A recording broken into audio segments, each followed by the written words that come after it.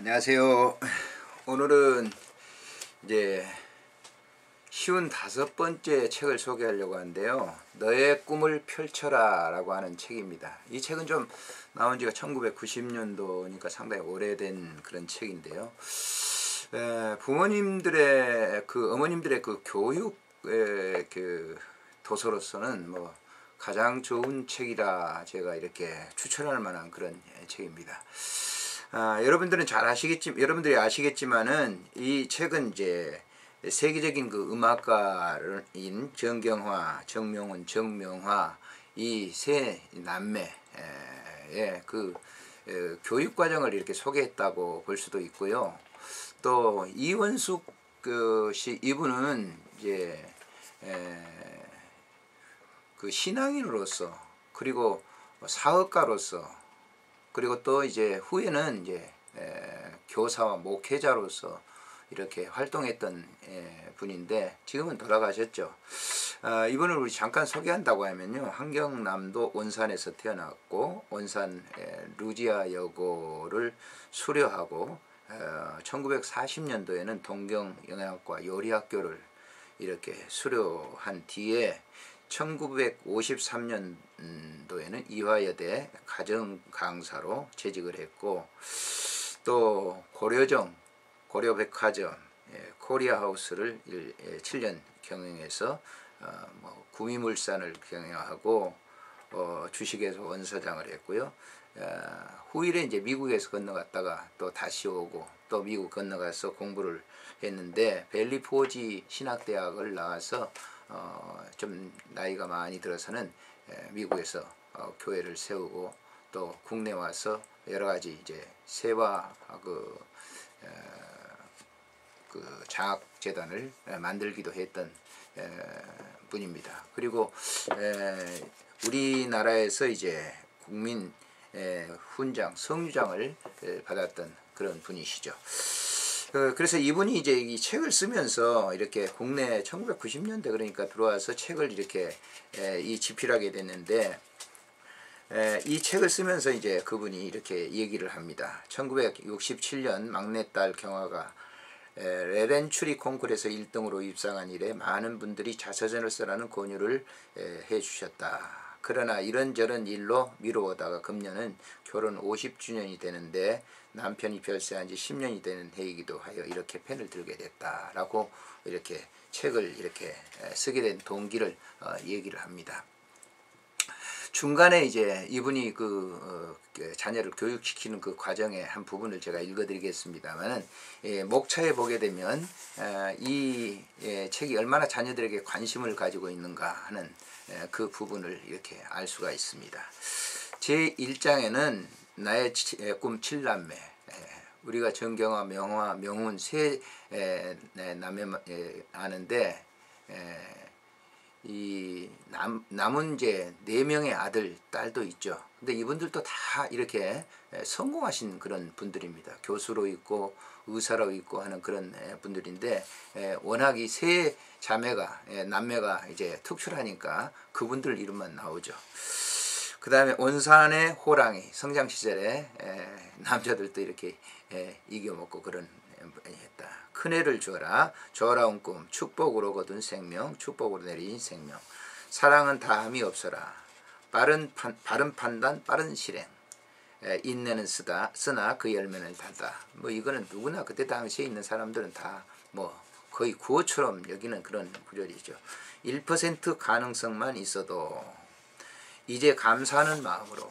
제2장에서는 정서교육으로 시작한 음악, 선택은 내가 해라, 세계가 너희들의 무대다. 자녀를 양육하면서 이런 말씀을 자주 했다고 그러죠. 스승의 은혜, 알에서 깨어나는 아픔, 물보다 진한 것 당장 그만두자. 엄마 열심히 먹었어요. 예비된 길, 천재란 무엇인가.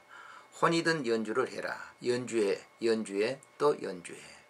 가시많은 장미가 아름답다. 7남매 우애, 자녀들의 깊은 우애를 얘기하고 있죠. 3장에서는 맹모 삼천지교, 어머니가 명자를 위해서 3번 이사했다 했는데, 이분도 역시 마찬가지입니다. 이원숙 씨도 자녀들을 위해서 이렇게 뒷바라지 하기 위해서 옮겨 다녔다라고 하는 그런 너를 믿는다. 현명한 투냐. 자신감에 싹. 실패는 더 큰 도약을 위한 발판이다. 실패를 하게 되면 사실 사람들이 좌절을 하는데 더 크게 뛰어놀 수 있는 발판이다라고 하는 것이죠. 흙 한 대박이 돈 한 대박이라지만은 내면의 아름다운 저를 당신의 도구로 쓰시옵소서. 에필로그. 네. Little picture have long ear라고 하는 그 미국 영어를 배우면서 회계를 배우면서 있었던 한 실화를 이렇게 소개를 합니다. 그분이 이제 그 자녀들을 양육하면서 했던 그 일 가운데 한 부분인데요.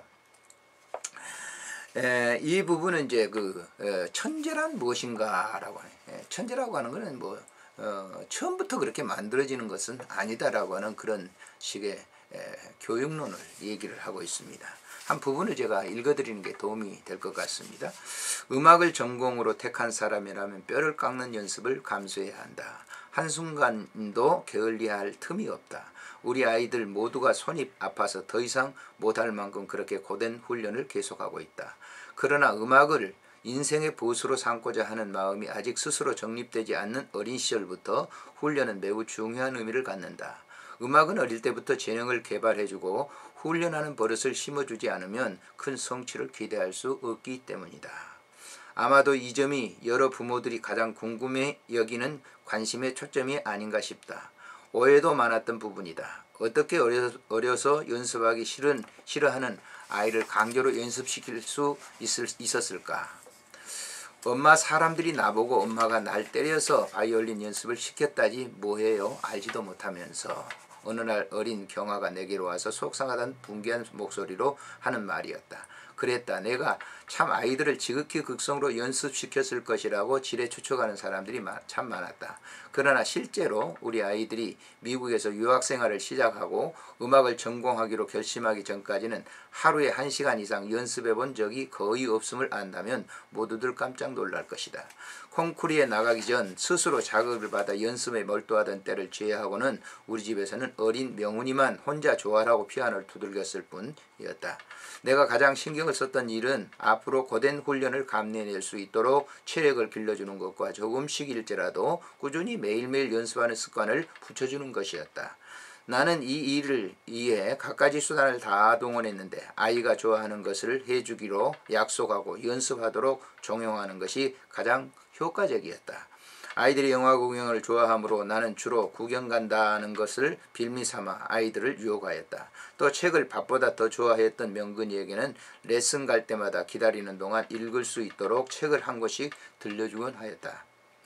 또 상을 주는 방법도 많이 이용하였다. 이런저런 이유를 붙여 연습하고픈 마음이 들도록 유도하였고 아이들도 순순히 나의 의도를 잘 따라 주었던 것 같다. 매일같이 끊임없이 새로운 아이들을 짜내느라고 니 국리 저 국리 하던 기억이 주마등같이 스치고 지나간다.